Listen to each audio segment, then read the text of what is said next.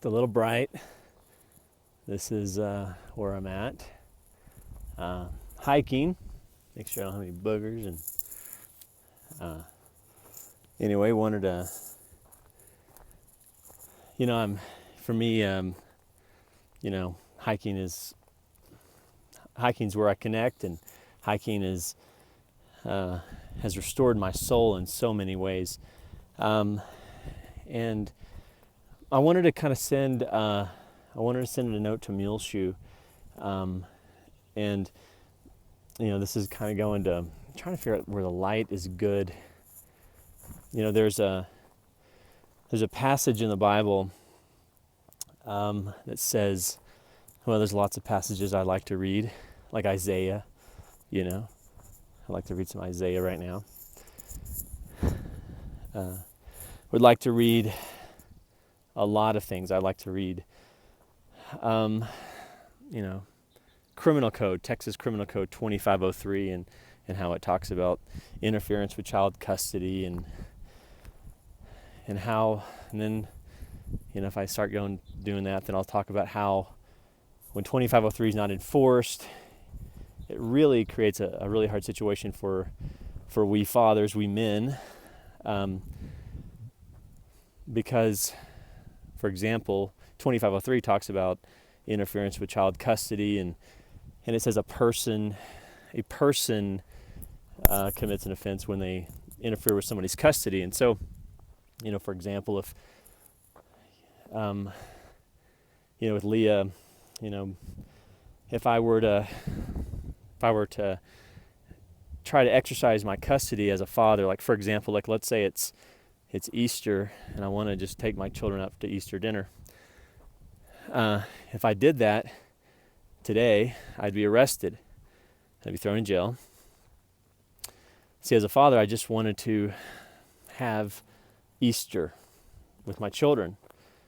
And if you don't know, if you're obviously not from Muleshoe, my ex-wife went through great lengths to deny me access.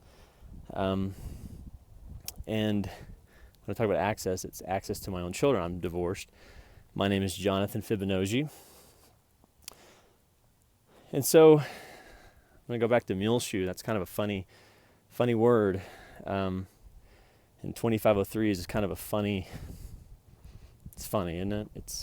Here he's talking about code, and then I may riff about, when the police don't enforce 2503, then we fathers just don't see our children, right?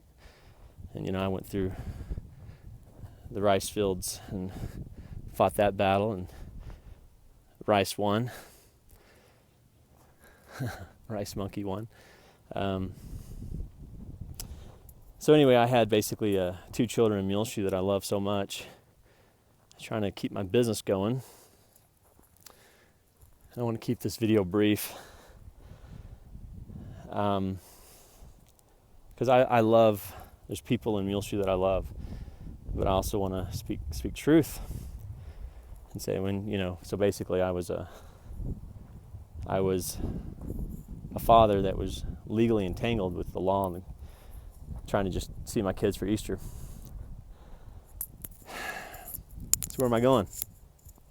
Anyway, once a woman has 2503, once 2503 is not enforced enough times, a woman kind of has a sense of power of like, hell, man, I can do what I want. And that's why these lawyers hire people like Anna to get them what they want and get paid. Holla, nigga.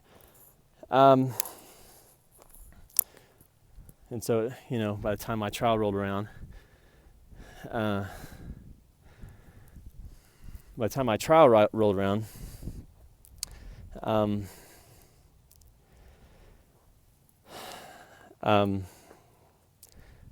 just to see my children was a battle, and my business was a battle. And then I thought I hired the right attorney, who, again, respectfully, is not really an attorney, and I'm, like, for example, I knew Tina wasn't really on my side whenever I was going to reschedule.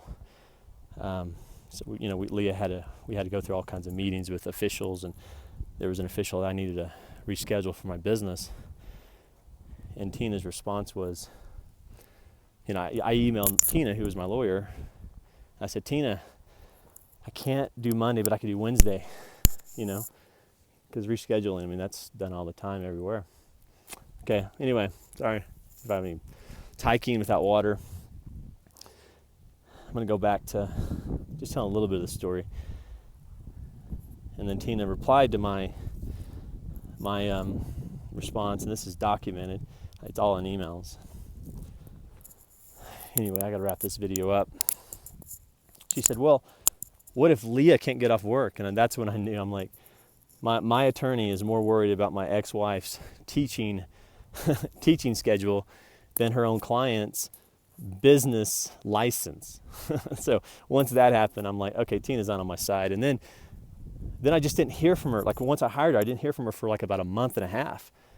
And that's another, But again, you can probably find about 7 or 8 lawyers that I tried to talk to about my case, and they all basically said, sorry, dude. But then, that's when I think Jesus showed up. Because, I'm a pro se litigant in West Texas, and just fighting for my children, just fighting to take kids out to, I can't even call them on Christmas because of an interlocutory order, So, here I am, a parent who can't see his children, and then, how would mothers feel if you took a child away for a week? They'd be distraught. They'd be torn apart. They'd be angry. But see, what's funny, what I learned, and I'll talk more about my trial later and why I think Jesus is going to use my case to really help men in civil trials. Because this one just kind of came at me, because I'm a pro se litigant with a jury trial in West Texas. And, I even had a juror jump up and cross-examine me. I'm like, mistrial. And, I'm like, man, where I'm in Colorado, if I walked into a courthouse and as a juror and, was sworn to, there's some ravens, I don't know if you can see it. You heard them at least, maybe.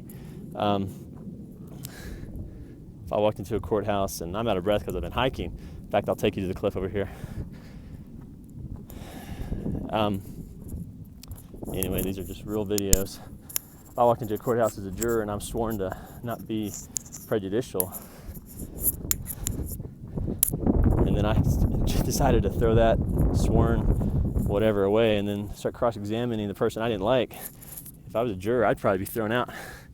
Anyway, but keep in mind, guys, I'm not a lawyer. I'm just a guy that loves his kids, trying to fight to keep my business going and lose my kids. So it's been over a year. I've had a lot of darkness, and there's a scripture. It's what I was trying to start with, and I'm trying to, I'm trying to hike and talk about something that's just dear to my heart. But Jesus says, I think it's Paul, and I'm not really even a Paul fan. Paul says somewhere in the Bible, I'll find it, where he says, as long as it depends upon you, live at peace with people. Peace. So, I hate to get back and see a booger. So, anyway, excuse the quality of these videos. I'm just out here in nature. You can see maybe a mountain. So I want to make peace with Muleshoe and Fred and and Ruth. And Ruth, I looked you up on Facebook, and I see you loving your family, because you have a lovely family. And I just wonder if you ever think about what your silence did in my family. I guess at some point I'm going to cross-examine your daughter about 2503 and how that contributed to Leah's bogus accusations. And when I say bogus accusations, send me Fred's fax. I'd love to fax you a CPS letter that says closed out. Nothing. And the hard thing, Ruth, is having to be a dad, a lawyer, a business owner, all these things. So, long story short, I want to keep these videos brief. A lot of your actions or inactions have really hurt me. And I know that's not a big concern of you. I'm just the guy that, Leah got rid of. But I'm Jordan K-Bug's father. And, I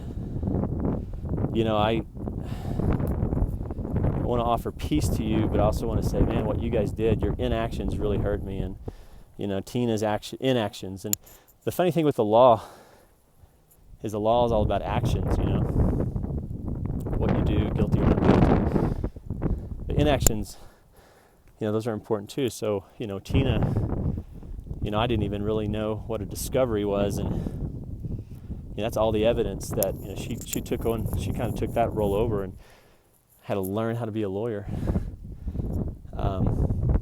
I just think about you, Ruth, and I think about how much you're enjoying your family, and I think about Fred, and how Fred really just doesn't think about anybody else's family, and then I think of also the times that he's blessed me, and I remember one time Fred said about me, he said, "John, you're just somebody Leah brought home," and that really hurt me, and then I realized over the years that really is how Fred views almost everybody, and there's a lot of people that have probably been hurt by that.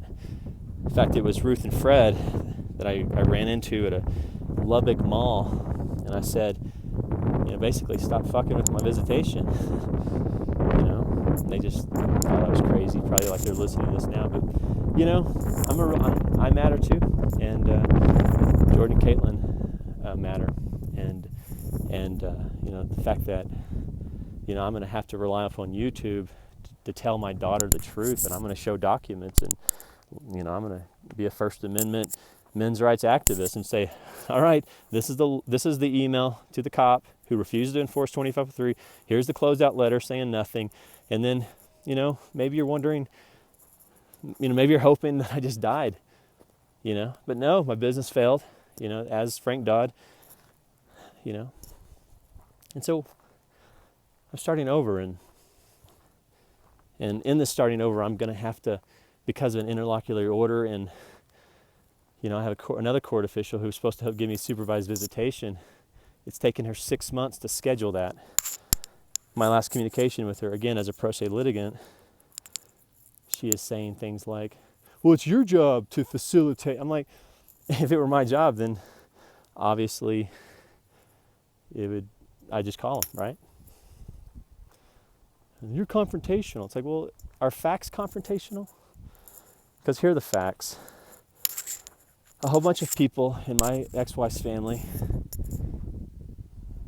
helped Leah do this, and when she went to Brown and she had to do a court order psych report, she said, and I'll fax it to you, I'm only doing this to deny him access. So there's the confession, there's the village, there's 2503, and then there's me in the woods. I got to wrap this up. I want to have peace with you guys in case I don't know how things play out. And I want to have peace, and I want to tell you these words, and they're truer to me than ever. Number one is, Caitlin, Jordan, I love you so much. Caitlin, I love you so much. And Jordan, I love you.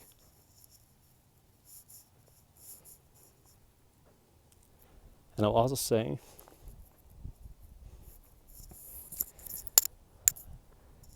I will say this. Forgive you for you know not what you do to me. You don't know what you've done to my family. And God hates this. I found this recently, things that God hates, and I have a lot of things in my own life that God hates. And He's talked to me about those things. But He hates someone that causes discord in a family. And that's what's happened, and I want to offer forgiveness. An imperfect, angry, truthful, but honest. And say, forgive you for you know not what you do, and I want to have peace with you and tell my children I love them.